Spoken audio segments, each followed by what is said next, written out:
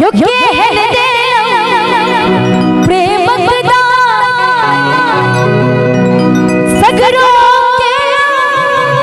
बादना यो सगरो के बादना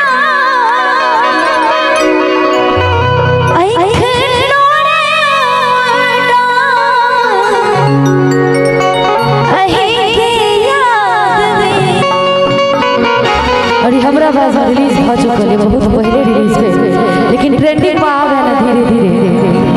और डीजे गौतम प्रोडक्शन पर रिलीज भेलिया जे लिखने छथि अनसंग केस जी तो सुनाबी योग्य